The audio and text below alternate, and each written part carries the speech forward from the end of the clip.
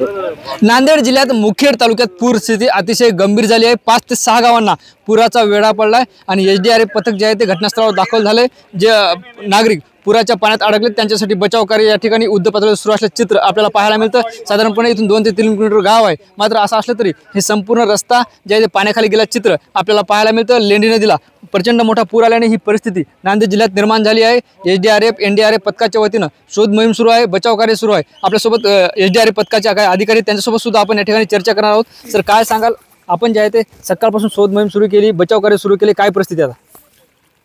बघा, आता पूर परिस्थिती आता थोडंसं पाणी कमी झालेलं आहे आणि रात्री जेव्हा सकाळी 6 वाजता इथं पोहोचलो त्यावेळेस पाणी खूप जास्त होतं।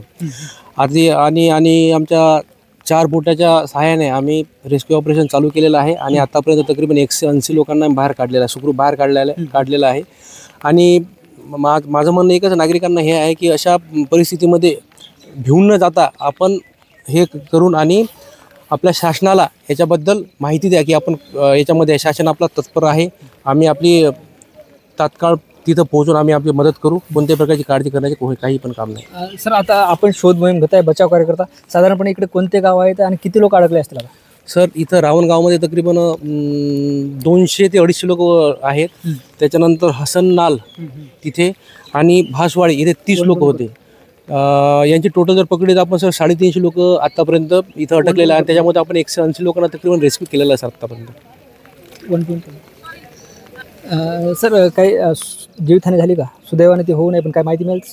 सर, आता शोध बचाव कार्यामध्ये आतापर्यंत आम्हाला काही असं माहिती पडलं नाही आणि आम्ही पूर्ण गावामध्ये सर्च केलेला आतापर्यंत असं कोणती घटना घडलेली दिसली नाही।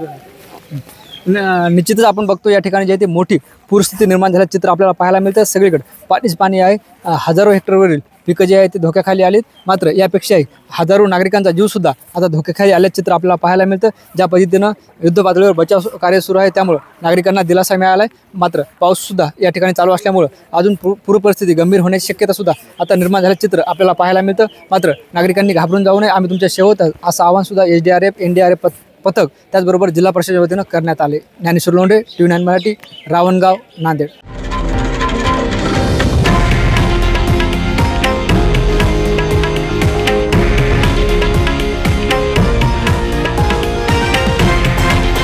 हे आहे देशातील नंबर 1 न्यूज नेटवर्क आणि आपण पाहत आहात TV9 मराठी, एकमेव।